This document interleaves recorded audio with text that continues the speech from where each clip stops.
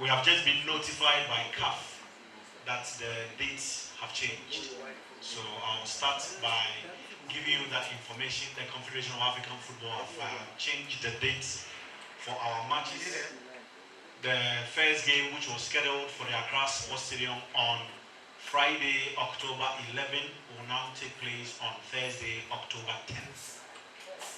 And then the reverse fixture in Benina in Libya, which was originally scheduled for Monday, October 11, will now take place on Monday, October 14, will now take place on Tuesday, October 15.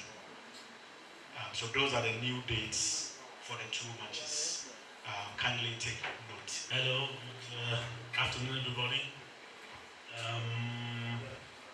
As Henry just said, I would just like to announce the squad, and afterwards we'll be ready to take questions from your side. Maybe in advance, just for you to know, because I've been doing this for the last 2 times, but today I won't ask or answer any question about players who are not on the squad, okay? Because it will take too much time, and there are so many other good questions, and we shouldn't waste our time on this. It's just about the players which are there, and that's it, okay? So I won't be answering questions about players who are not in the squad. I'll just answer, if you have questions about players who are in the squad, I'll answer them or anything else, but I won't talk too much about players who are not in the squad, okay? Because there are like 400 possible players who also could be in the national team, but they're not in the squad. Okay. So we will start with the announcement. The goalkeepers, we have Lawrence Atizigi from Zangari, we have Joseph Wallacott from Crawley Town, we have Frederick Asari from Asante Kotoko, and defenders, we have Tariq Lamte from Brighton Hove and Albion, and we have Kingsley Schindler from Samsung Sport. We have Alexander Jiku from Fenerbahce Istanbul. We have Abdul Mumin from Rayo Vallecano. We have Mohamed Salisu from AS Monaco. We have Jerome Opoku from Istanbul Başakşehir. We have Ali Seydu from Stade Rennes. We have Gideon Menza from AG Auxerre. We have Isaac Aful from FC Samatex. We have in the midfield Thomas Partey, FC Arsenal, Ibrahim Sulemana, Atalanta Bergamo, Majid Ashimero from Anderlecht. We have Elisha Musu from AG Auxerre. We have Mohamed Kudus from West Ham United. The forwards are Ibrahim Osman from Feyenoord Rotterdam, Enes Noama from Olympique Lyon, Ishaku Abdul Patau from Leicester City, Antoine Semenyo from AFC Bournemouth, Jordan Ayew from Leicester City, Joseph Pencil from LA Galaxy, Brandon Thomas Asante from Coventry City, and Iñaki Williams from Athletic Bilbao. Thank you. Thank you very much, Coach. So 25 players have been named. Ladies and gentlemen, it's now time for your questions. You raise your hand. You tell us your name, your media house, and your question. Fantastic starts to the season, but mostly they've been playing as wingers, and in the Black Star setup they're mostly used as centre forwards.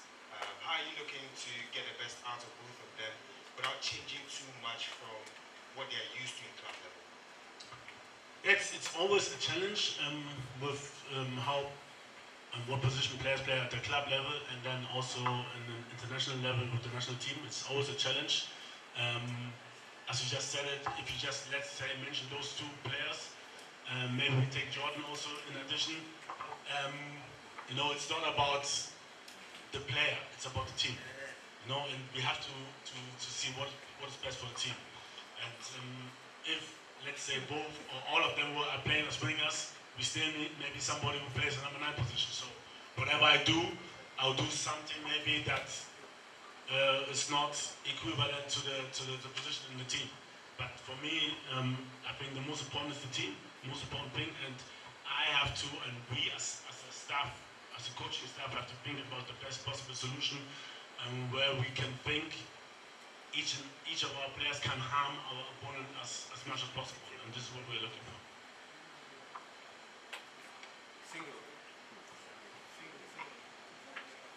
Good afternoon, Coach.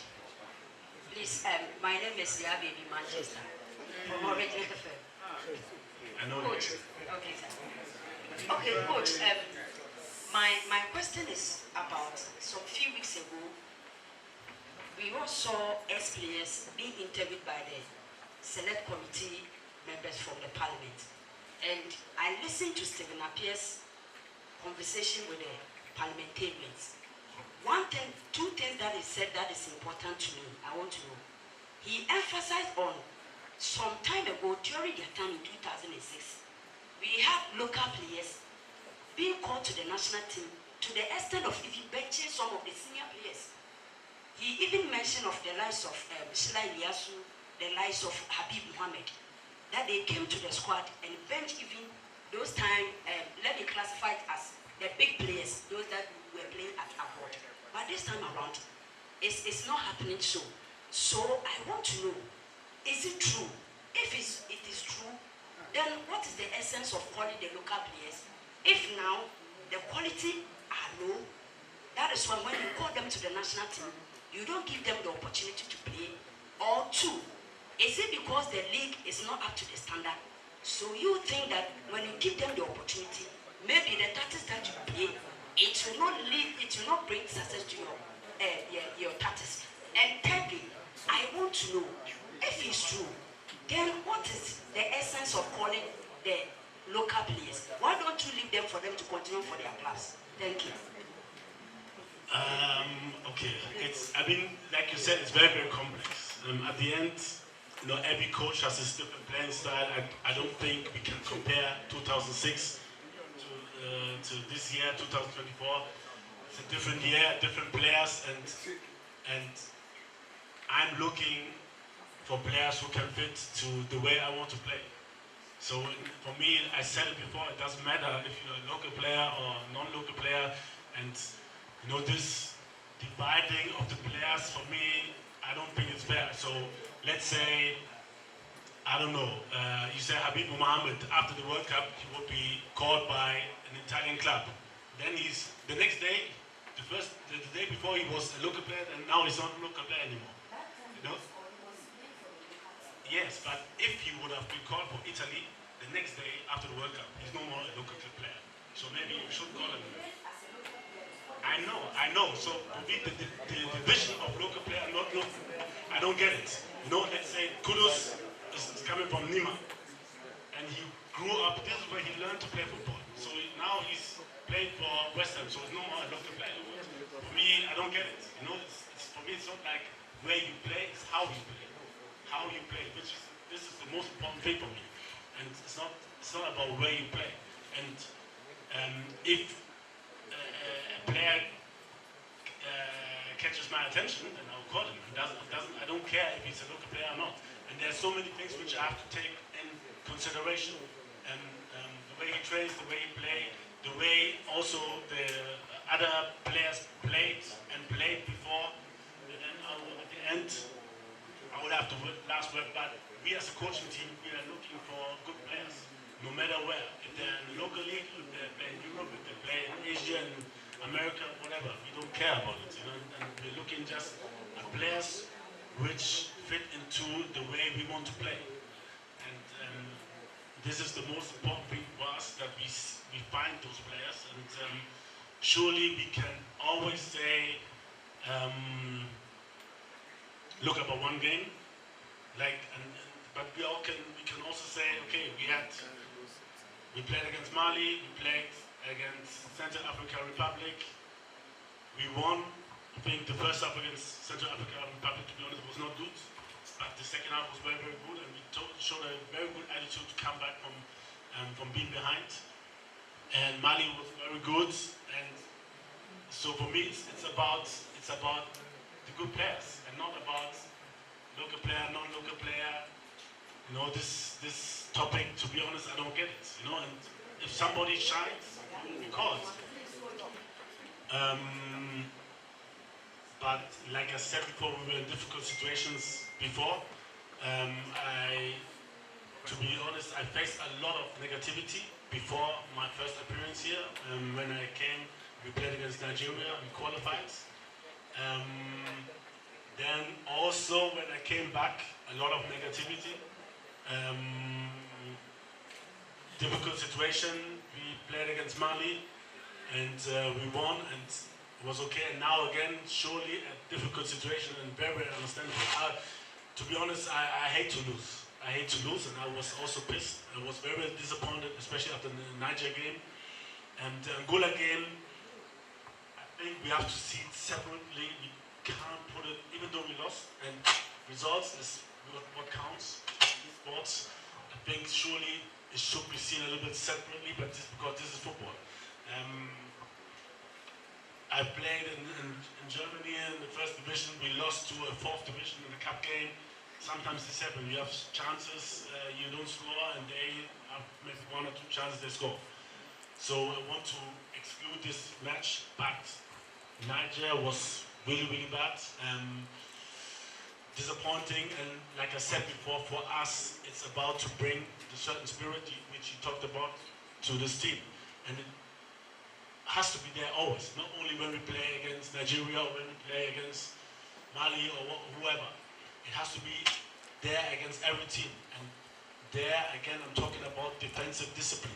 To be ready to run an extra mile, to be ready to stop our opponents from creating chances. Sometimes, and this is also part of football, we have to foul.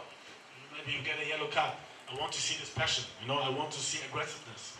And this is the basis which we should have in every game. And if we have this, I think we will win a lot of games. But this is not there, and this was missing the last game. And this is surely my responsibility, and I have to be, to bring the players on their toes, to bring this as a basic thing into the training, but also on the pitch. We know that they can play football, it's a combination of passion and willingness to win, but also of the tactical transformation on the pitch. And at the end, it's the players who decide if we win or not. And it's on me to bring in these players who will show this commitment on the pitch. And it's also on the players to fight for their spot on the pitch. And we will see in the training what we will do. I'm not 100% sure yet what we will do. If there will be changes, many changes or not. But I want to see the hunger on the pitch. And for me, I had a lot of talks, to be honest. I went also around to visit some players, to talk to them directly, because I was very, very unhappy about a lot of players, the way they performed. So we had very, very good talks. But now it's time for action. Everybody can talk, we can talk good, and everybody can say, I want to give 100%, but for me, talk is very, very cheap. It's easy to talk, but we have to see it on the pitch. And if it happens, like in Angola, this is also part of football, to be honest. Sometimes it's like that. You try to score, the goal doesn't go in, it happens to every team. The probability that it will happen again, if you put in such an effort, it's very, very low.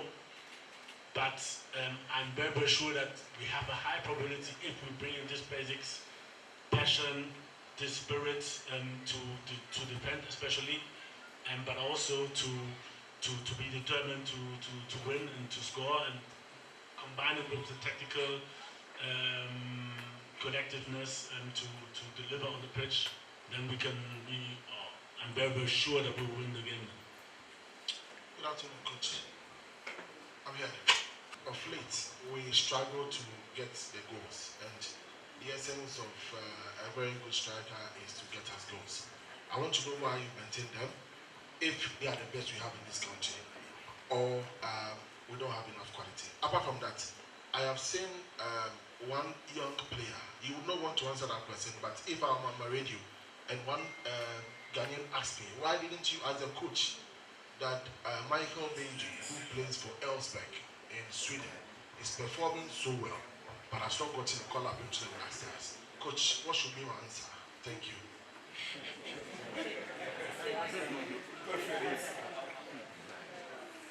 Okay, so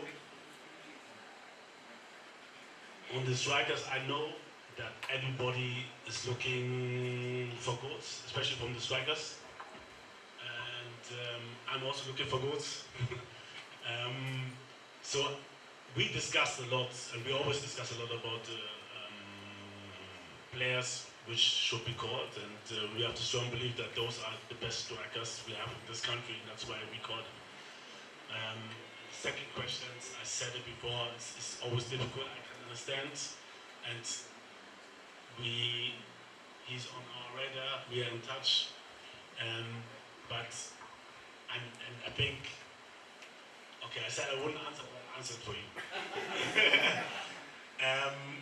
It's an excellent striker, Michael Bedu. It's an excellent striker, and we'll see what will happen in the future.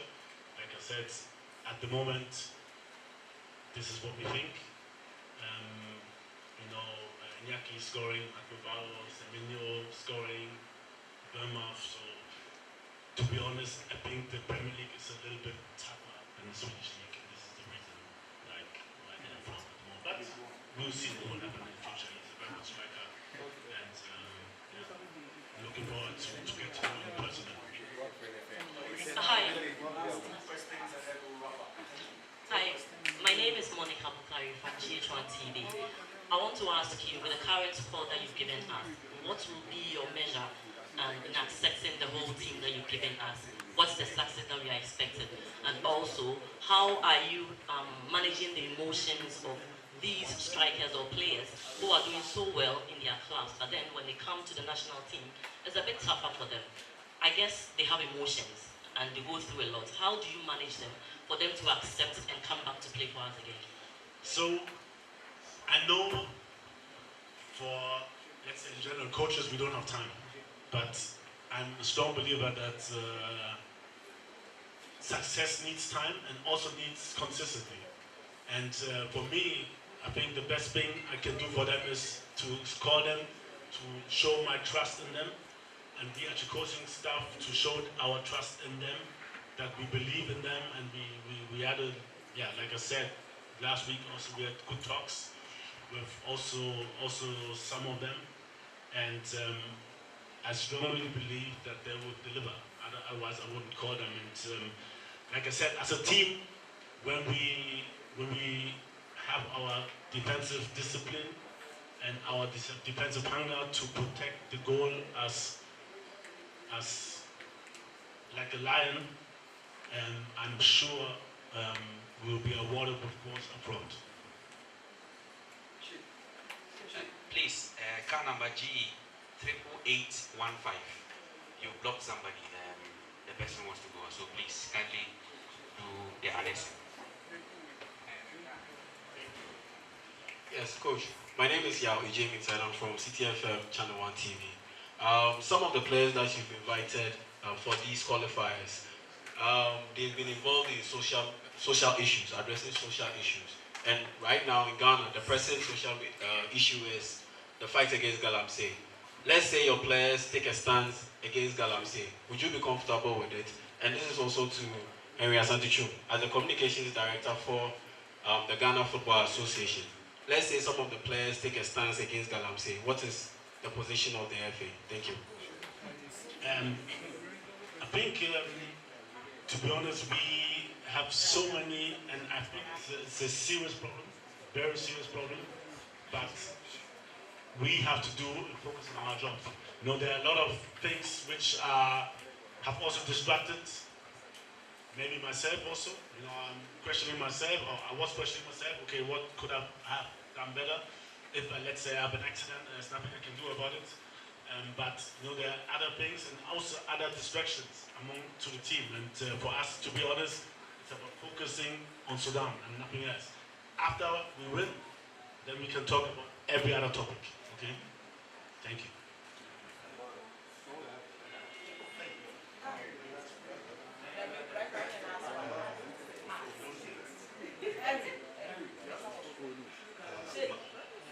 My name.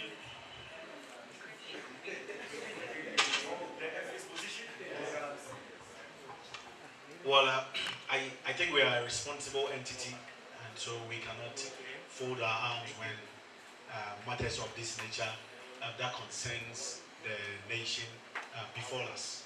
But we've got a body that is solely responsible for events of this nature.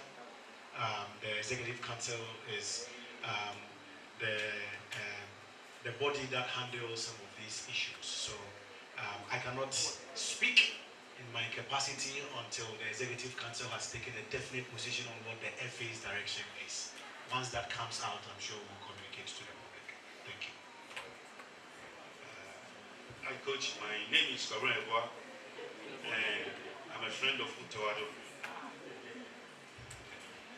Coach, it's difficult to discount the Kosiapia factor. Earlier, you tried answering that question. Kosiapia is not just another Ghanaian. In our last 2 games, we didn't do too well. We lost to Angola on home soil. 24 years, the first time we lost. We lost to Niger on a neutral ground, what was supposed to be a home ground. So definitely must be under pressure to win the next game. You played against a team handled by Kosiapia Ghanaian, not just another Ghanaian. First of all, the former captain of the Black Stars, an assistant coach of the Black Stars for 6 years, a substantive coach of the Black Stars for 4 years, who knows all the inner workings of the Black Stars, and currently an executive committee member of the F, who sits in our meetings. It's unbelievable. So definitely, I don't know to what extent this weighs on you. It will be surprising if it doesn't really play on your mind, the issue of Kosiapia.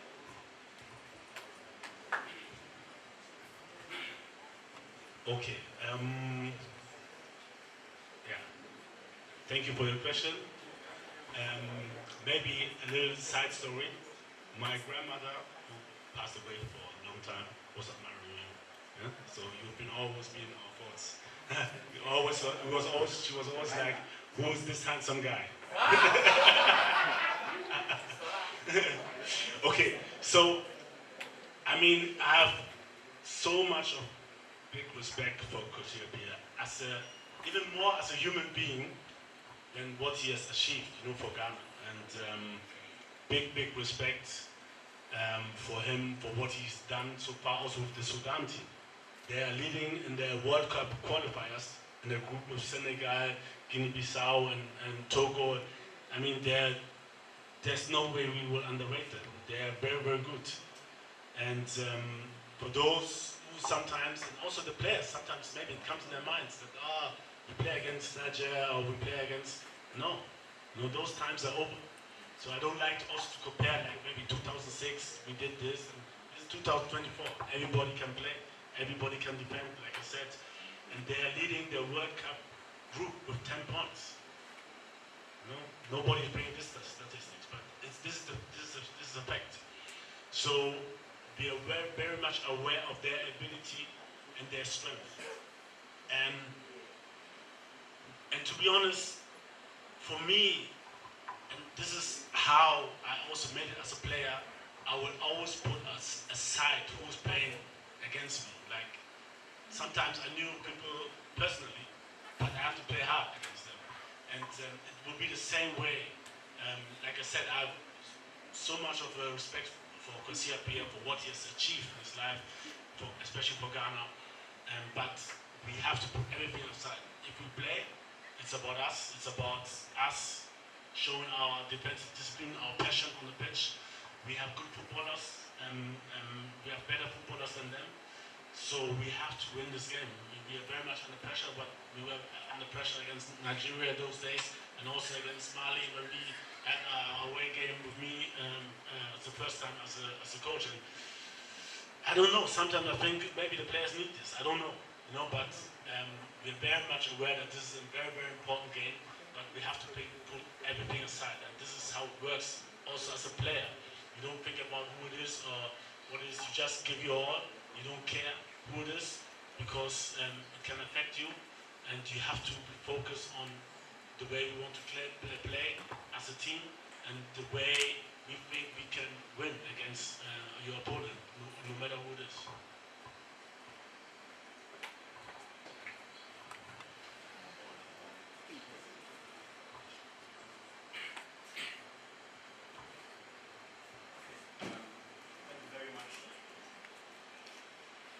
Thank you very much. Many thanks to our head coach, Otto Addo, and then colleagues. We are also grateful for your coming. Let me once again announce that the dates for the two games have changed. The first game will be played on Thursday, October 10, and the next, the reverse fixture in Libya, will be played on Tuesday, October 15. Camping resumes on Monday. We are expecting the players to fly in from Sunday through to Monday, and then our first training will be on Monday. We will definitely communicate the plans of the FA as regards media engagement and other decisions from the head coach and the technical team via our official platforms, the websites and social media as we build up to the two matches.